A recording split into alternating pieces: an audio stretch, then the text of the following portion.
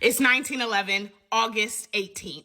And Amelia Boynton Williams is born in Savannah, Georgia. Her dad is an entrepreneur, and he owns his own wholesale wood shop, or woodlot, rather. And her mom is a woman's suffragist, and she goes door to door handing out voting pamphlets and answering questions and teaching Black women how to vote, the election process, and essentially answering any questions that they would have. Amelia says that her first time tagging along with her mom was when she was 10. And so she's no stranger to activism or door to door, okay? We fast forward, she attends Tuskegee University, and there she studies home economics. That's also where she meets her husband. And in 1929, her and her husband are government agents, and they are specifically agricultural extension agents. They end up moving to Selma. And what they do is that they go to rural areas and they assist Black farmers with learning better agricultural and farming practices, as well as being able to help them gain political, financial, and educational power. In the 1930s, Amelia helped revitalize the Dallas County Voters League. She made a full circle situation because now she's back going door to door, helping Black people understand and actualize their right to vote, helping teach them how to fill out the pamphlets, and essentially answering any questions that they would have about voting. And in 1964, Amelia becomes the very first African-American woman in Alabama to pursue and run for Congress. And even though she loses, she does gain 11% of the vote, which is odd considering only 5% of Black people were registered to vote. But that's a win. But when you fast forward, there's some injunctions that end up coming down that end up halting a lot of the activism that they were doing and a lot of the demonstrations that they had planned. This is where Amelia reached out to the Southern Christian Leadership Conference, also known as the SCLC, for assistance to be able to bring attention to what's going on in Selma. As you guessed, this is how Martin Luther King got involved.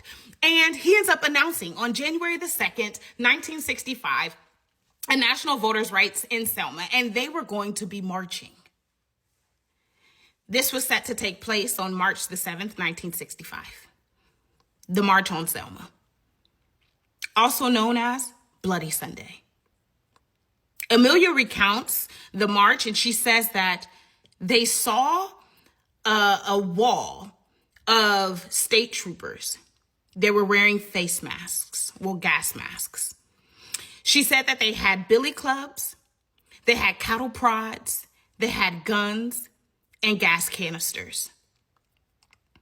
She was on the front lines of a 600-person march. This is Amelia. She was maced, and then she was beaten until she was unconscious.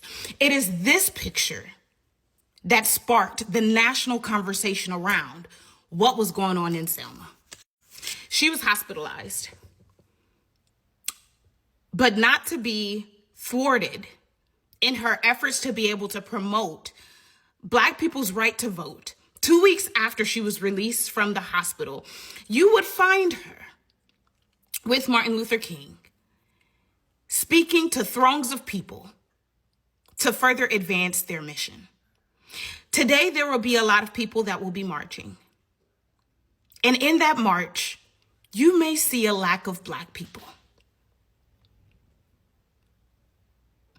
I would like to remind you of Amelia, because all those years ago, Black people were attacked for peacefully marching, and nothing has changed.